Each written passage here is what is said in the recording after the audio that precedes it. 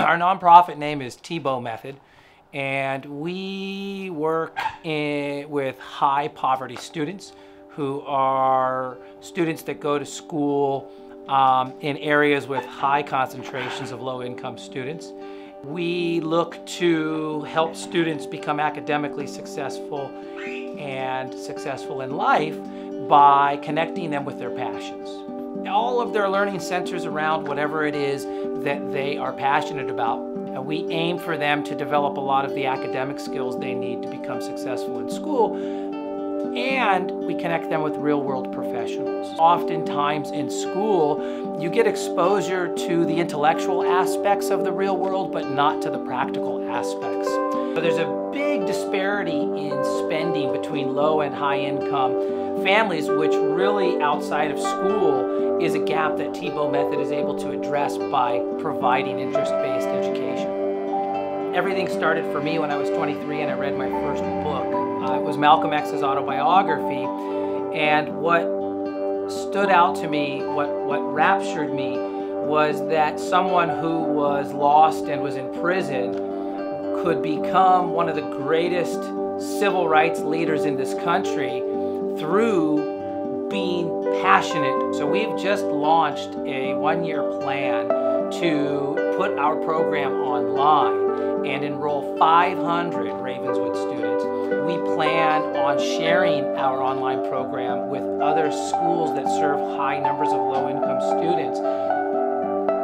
It is important for students, all humans really, to learn about what they love, because when they're intrinsically motivated by what they learn, they try a lot harder, they persist a lot longer, and they discover their strengths. So what we're going to need to be able to create that system is we're going to need donations from individuals.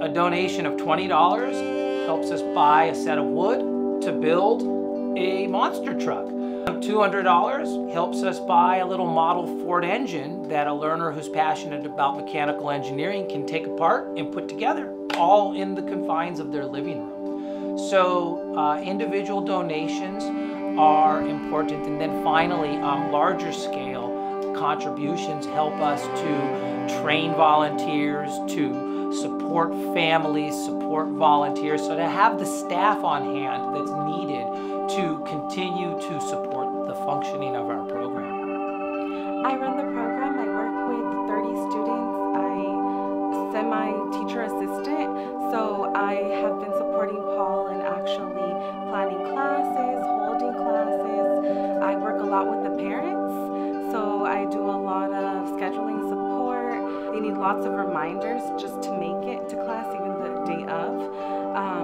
and sort of inculcating in the families the value of our program and how it can help their children to pursue life goals and aspirations.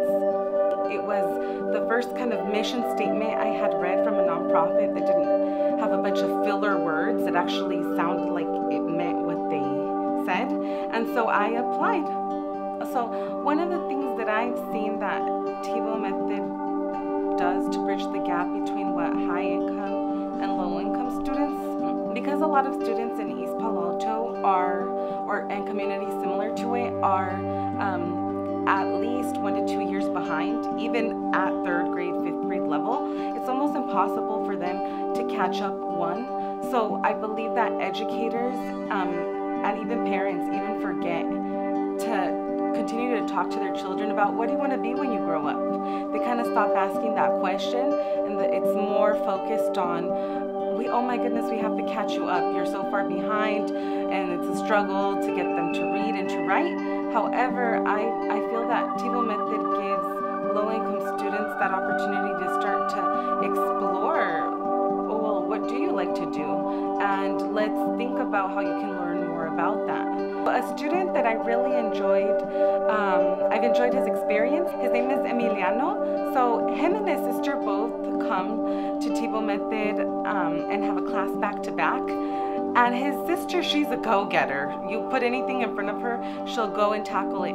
However, Emiliano, he's more quiet, he's timid, and he's in his shell a lot. And so every week we were giving him passion challenges or projects, basically based on cooking. He loves to cook, and he liked them. you know, on a funness scale, he'd say they were higher than a 5 or a 6. However, it was one day that we asked him if he wanted an innovative type of passion project related to cooking, and that one was call restaurants in the community and see if you can get one to agree to teach you how to cook a burrito or any other dish.